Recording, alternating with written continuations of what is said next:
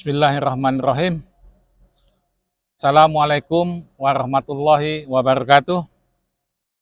Alhamdulillahirrahmanirrahim. Kita panjatkan puji dan syukur kita kehadirat Allah Subhanahu wa Ta'ala atas limpahan taufik, karunia, dan hidayahnya kepada kita. Sholawat dan salam semoga tetap tercurahkan kepada junjungan kita Nabi Muhammad SAW, kepada keluarganya, sahabat-sahabatnya, dan kepada pengikut-pengikutnya yang setia, dan insya Allah kita termasuk di dalamnya. Baik sahabat-sahabat YouTube, selamat bertemu kembali dengan kami di channel Samsul Hadi. Semoga sahabat-sahabat YouTube semuanya selalu dalam keadaan sehat walafiat dan selalu dalam lindungan Allah Subhanahu wa Ta'ala. Amin ya rabbal alamin. Sahabat-sahabat YouTube, kali ini saya berada di sini untuk mengadakan lagi edukasi tentang perminyakan.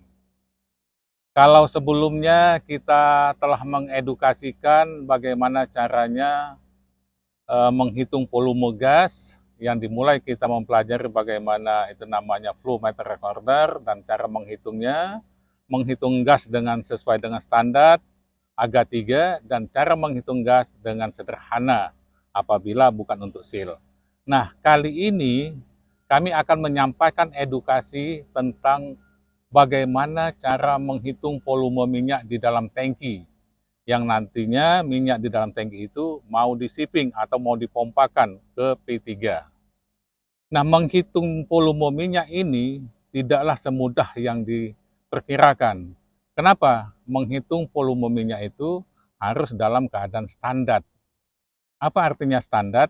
Standar itu ada dua ukurannya, sama dengan gas. Standar itu yang pertama standar masalah temperaturnya, kemudian standar juga dalam tekanannya, sama dengan gas. Gas itu dihitung dengan tekanan 1 atm dan juga temperaturnya 60 derajat Fahrenheit. Sama menghitung minyak juga begitu. Jadi untuk menghitung volume minyak ini, ininya cukup panjang. Nah, seperti juga diketahui, saya sering membawakan masalah menghitung volume minyak ini dalam kursus-kursus QAS, Quantity Accounting System. Jadi saya akan menyampaikan bagaimana cara menghitung volume minyak ini sesuai standar QAS yang sering saya sampaikan di kursus-kursus in-house training. Nah, pada kesempatan awal ini saya ingin menyapa salah satu manajer kami, yaitu Pak Bambang Sugianto. Di mana Pak Bambang Sugianto ini telah menelpon saya untuk menyampaikan saran-saran untuk kemajuan daripada channel Samsul Hadi ini. Untuk ini saya ucapkan terima kasih kepada Pak Bambang Sugianto atas perhatiannya yang telah memberikan saran-sarannya kepada saya untuk kemajuan edukasi di bidang perminyakan ini. Namun Pak Bambang, saya kira Pak Bambang juga perlu tahu bagaimana caranya menghitung volume minyak yang biasa dilakukan oleh operator dan para pengawas produksi. Ini untuk siapa saja edukasi ini diperuntukkan. Bagaimana cara menghitung volume minyak sesuai standar QAS ini adalah satu, ini paling tidak untuk semua insan perminyakan. Ini harus tahu bagaimana cara menghitung volume minyak. Kemudian mahasiswa-mahasiswa di bidang perminyakan. Nah, ini kepada mahasiswa-mahasiswa sangat perlu untuk mengetahui bagaimana cara menghitung volume minyak. Share video ini nantinya kepada teman-teman Akamigas yang ada di Akamigas ataupun yang kuliah di perminyakan. Kemudian ini saya peruntukkan juga kepada bapak-bapak pimpinan yang bekerja di perusahaan minyak. Saya tahu bapak-bapak belum tentu memahami karena ini bukan bidang pekerjaan bapak. Tapi saya rasa bapak-bapak pimpinan yang di perusahaan-perusahaan minyak perlu mengetahui bagaimana cara menghitung volume minyak sesuai standar GAS. Kemudian cara menghitung volume minyak ini juga saya kira perlu diketahui oleh pekerja-pekerja di perusahaan minyak yang tidak berada di bagian minyak. Kemudian juga untuk masyarakat umum tentunya yang ingin tahu bagaimana cara menghitung minyak. Nah, itu saya peruntukkan. Kemudian juga hal yang paling rumit dalam menghitung volume minyak ini adalah masalah interpolasi, Bapak-bapak sekalian atau sahabat-sahabat YouTube. Namun alhamdulillah saya mempunyai cara yang mudah, cepat, dan tepat dalam melakukan interpolasi. Interpolasi itu apa? Interpolasi itu adalah mencari angka yang tidak ada di dalam tabel.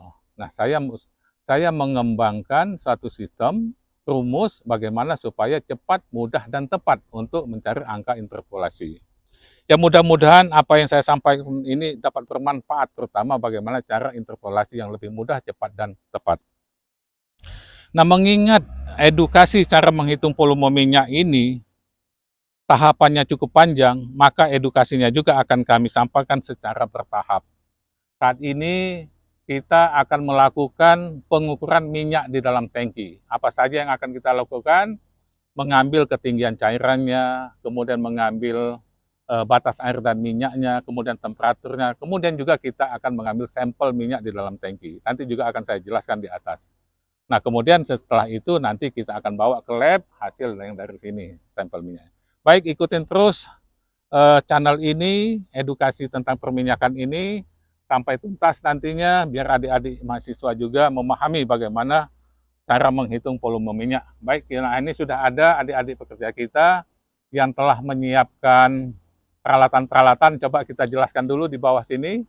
Nah, itu peralatan-peralatannya. Nah, ini sudah siap. Nah, ini yang sudah dipegang ini namanya roll meter. Nah, coba Pak Agung. Nah, ini Pak Agung kita kasihin dulu lah. Nah, ini Pak Agung. Kita kasih mic Pak Agung. Nah, ini adalah roll meter. Inilah yang digunakan untuk nanti mengukur ketinggian cairan yang ada di dalam tangki. Ini. Nah, kemudian juga ini ada mistar nih. Nah, ini ada mistar ya. Nah, ini ada mistar. Ini kita gunakan nanti pada saat kita menentukan di titik mana kita mengambil sampel minyak di dalam tangki. Kemudian juga ini ada botol. Langsung saja kita naik ke atas, Pak Agung ya. Iya, Pak. Ya, coba nanti sambil kita jelaskan. Tangki mana yang mau kita ini? Tangki A, Pak. Tangki A. Tangki A ini yang ini ya.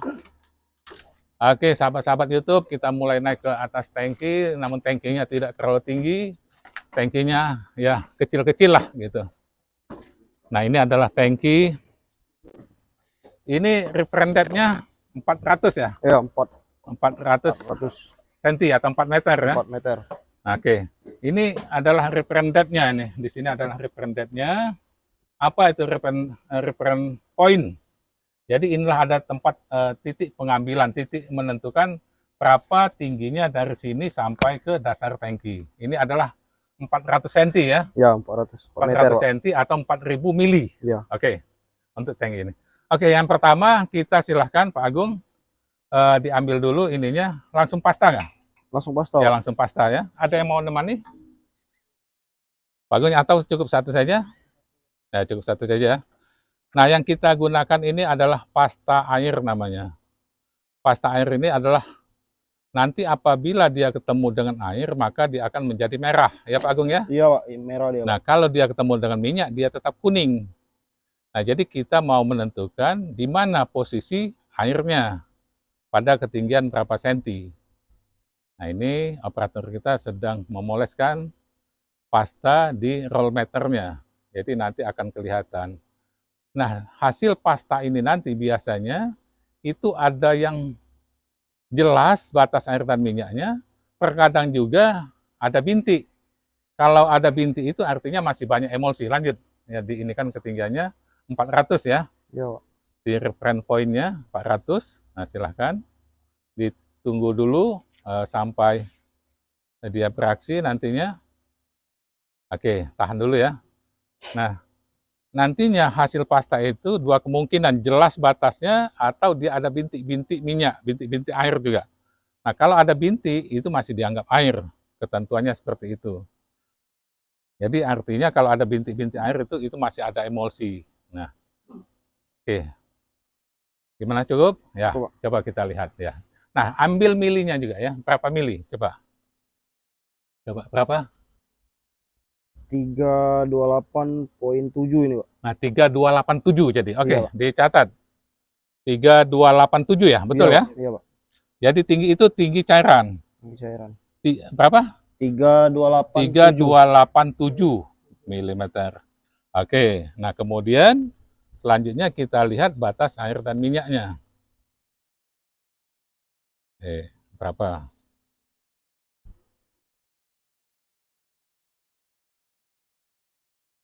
Ya, inilah pekerjaan untuk mengetahui volume minyak di dalam tangki. Masih panjang tahapannya, ini baru sekedar mengukur ketinggian minyaknya saja. Nanti masuk ke dalam lab, diketahui temperaturnya berapa, kemudian BSNW-nya berapa, seperti itu. Nah, itu jelas ya. Itu jelas sekali tuh. Nah, itu ya, ada itu. Nah, ini ya. Nah, ini. Ini ya, Pak. Ya, berapa itu? 57,3, Pak. 57,3 3, Pak. ya. Iya, Pak. Jadi 573 mili ya. Iya, Kita 573 mili. catat. Jadi tinggi air sama dengan 573. 573, Pak. 573 milimeter. Oke. Nah, sekarang sahabat-sahabat YouTube sekalian, tentunya di dalam minyak ini sudah kita ketahui berapa tebal minyaknya. Nah, tebal minyaknya berapa ini jadinya? Bisa diketahui di sini lebih kurang 2 meter 70-an ya. Iya, Pak. Nah, ada suatu ketentuan sahabat-sahabat YouTube sekalian, apabila tebal minyak itu di bawah 3 meter, maka pengambilan sampelnya hanya di satu titik. Nah, apabila tebal minyaknya antara 3 sampai dengan 5 meter, maka tempat pengambilan sampelnya 2 titik. Kalau di atas 5 meter, maka 3 titik. Seperti ini. Nah, jadi bisa diinikan seperti ini. Oke. Kalau ini tangki, seperti ini. Nah, kalau misalkan ini tadi ada air, kemudian ada ketinggian ini di bawah 3 meter, nah kita akan mengambil sampel di tengah-tengah ini. Nah, kemudian kalau dia katakanlah ini menjadi 4 meter, seperti ini. Nah, 4 meter ini dibagi 2 dulu, kemudian kita ngambil yang di tengah sini, tengah sini. Nah, kalau dia di atas 5 meter, katakanlah menjadi 6 meter seperti ini, 6 meter, ini dibagi 3 dulu, sama-sama mengambil di tengah sini, tengah sini, tengah sini. Nah, bagaimana rumusnya?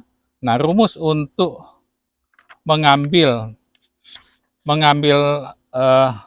sampel di dalam tangki adalah seperti ini, saya jelaskan. Itu adalah P, itu sama dengan panjang tali yang dijulurkan, nantinya kita praktekkan. Ini sekalian praktek kita sahabat-sahabat YouTube ya. P adalah panjang tali yang dijulurkan, kemudian R. R itu adalah reference poinnya. Nah, titik tadi berapa? 400 ya? 400, Pak. 400. Nah, ini adik-adik sekalian mengingatkan lagi ya. Nah, kemudian dikurang L. L itu apa? L itu adalah tinggi level cairan tadi. 3287 ya. 3287. Nah, kemudian ditambah dengan L, dalam kurung lagi L dikurang F. F itu apa? F itu tinggi ini airnya. Ini ya. Nah, kemudian ini dibagi 2. Kenapa? Karena kita ini tadi kalau ini 1, ini dibagi 2 di tengah-tengahnya. Jadi di tengahnya, kenapa bagi 2 itu? Nah, inilah kita cari, ini dapatnya berapa mili. Siap, ada yang siap kalkulator ya. R-nya tadi adalah 400 ya. 400 ataupun sama dengan 4.000 mili. Kita satuannya mili. Dikurang dengan L. L-nya tadi 3287. 3287 mili. Nah, kemudian ditambah, ini L-nya, L itu sama dengan tadi 3287 dikurang dengan F. F-nya adalah tinggi airnya adalah 573. Nah, ini nanti dibagi 2. Oke, mana ada kalkulator? Ada? Coba. 3287. Oke. Dikurang dengan 573. 573 sama dengan ini sama dengan 2714. Oke. 2714 dibagi 2. Bagi mana baginya? Ini. Bagi 2 sama dengan 1357. 1357. Nah, 1357 ini nanti kita kurangkan dulu. 4000 dikurang 3287 sama kemudian ditambah 1357 sama dengan 2070. Jadi P-nya sama dengan 2070. Nah, betul ya ini ya 2070. Jadi panjang tali yang dijulurkan nanti adalah 207 cm. Ya. Oke. Nah, kemudian saya tambahkan lagi untuk sahabat-sahabat YouTube sekalian, saya jelaskan lagi ini adalah kalau kalau dia di bawah 3 meter. Bagaimana kalau dia antara 3 sampai dengan 5 meter, maka P-nya ada 2. Tempat pengambilan sampelnya ada 2. P1 sama dengan R dikurang L ditambah dengan ininya menjadi L min F. Min F kemudian dikali dengan itu 1/4. Nah, kemudian P2-nya sama dengan R dikurang L ditambah dengan L min F dikali dengan, ingat nggak? 3/4. Nah, ini kalau 2 titik. Jadi ini titik 1, ini titik 2-nya. Kalau dia di atas 5 meter, lebih 5 meter, maka titik pengambilan sampelnya di 3 tempat. Maka P1-nya sama dengan, P1 sama dengan, ini standar QAS ya, R sama dengan, P1 sama dengan R dikurang L ditambah dengan, kurung buka, L min F dikali dengan, ada yang ingat adik-adik? Dikali berapa? 1/6. Karena 3 tempat ini. Ya. Nah, ini titik 1. Titik P2-nya sama dengan R dikurang L ditambah dengan kurung buka L min F dikali dengan 3/6. Nah, kemudian P3-nya, titik yang ketiganya adalah sama dengan R dikurang L dikali dengan kurung buka L dikurang F dikali dengan 5/6. Nah, jadi ini titik 1, ini 2, 3. Nah, inilah sahabat-sahabat YouTube ya. Ini bisa diambil, dicatat sebagai acuan rumus untuk mengambil sampel di dalam tangki. Inilah rumusnya. P itu adalah panjang tali yang dijulurkan. Oke, langsung saja kita praktekkan. Ya, ini tadi hasilnya adalah 2070. Nah, ini kan, mana botol sampelnya. Nah, titik nolnya itu adalah di mulut botol ya. Di mulut botolnya titik nolnya. Nah, mana ininya? Ya. Turunkan, ya. Mau dibantu? Botol ya, Pak. Ya. Nah, itu tutupnya. Botol mos ya, Pak. Ya.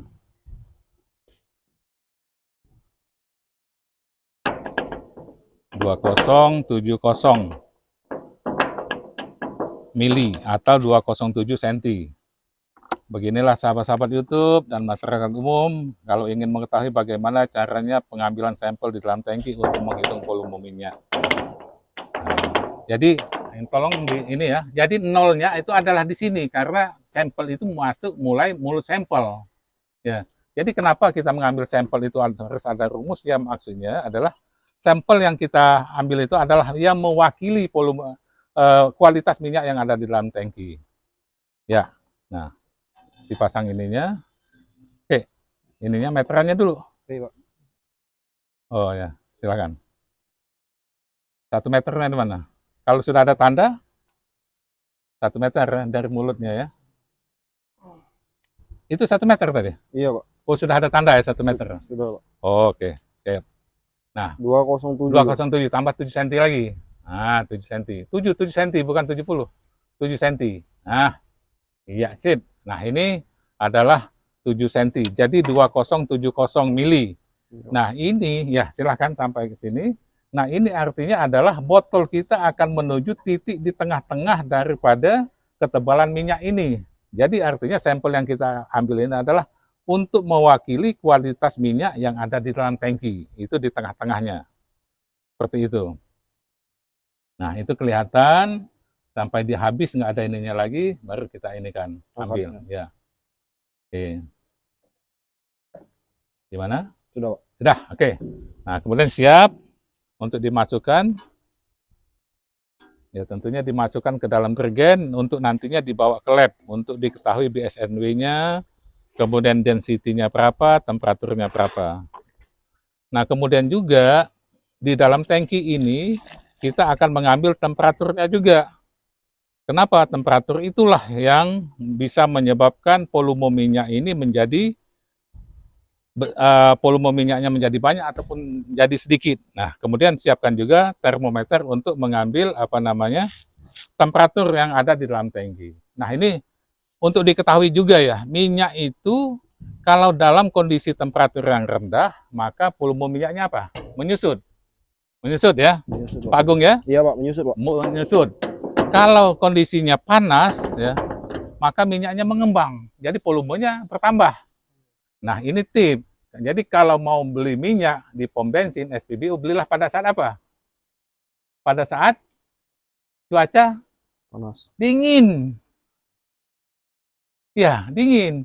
Kalau dia panas, minyaknya mengembang, tapi nanti dikembalikan standar dia menyusut. Jadi kalau mau beli minyak itu belilah pada saat cuaca dingin. Nah, itu yang ini. Jadi kalau kita beli minyak di SPBU itu siang hari itu mengembang minyaknya.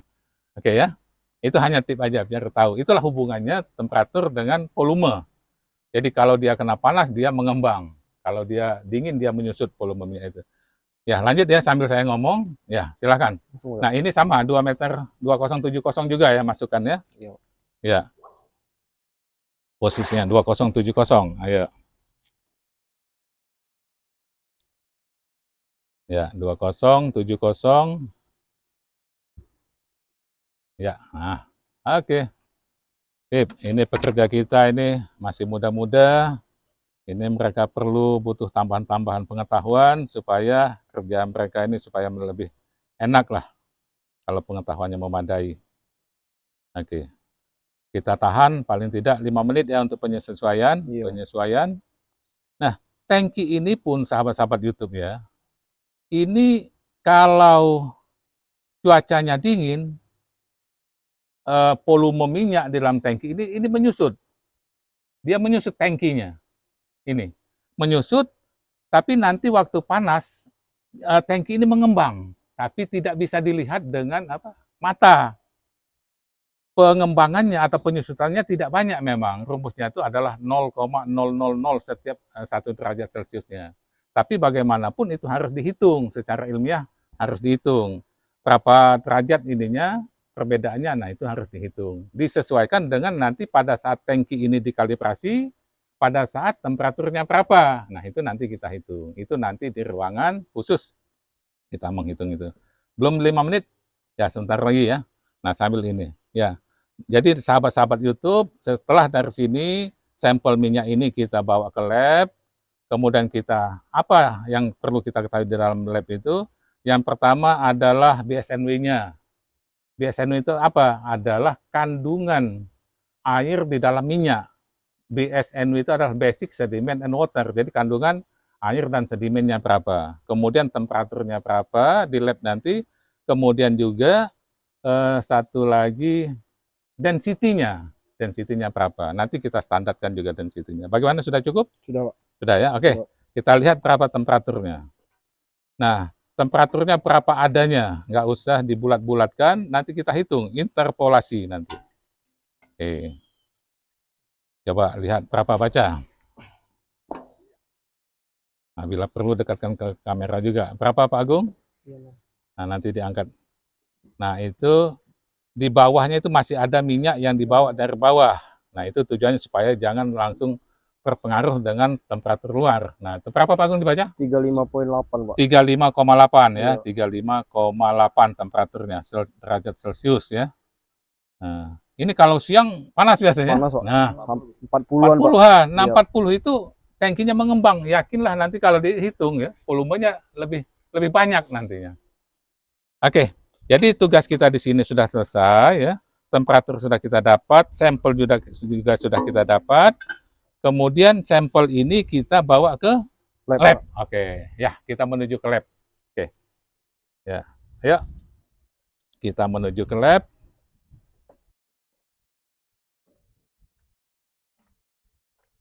Iya, lalu. Oke, lab. Iya.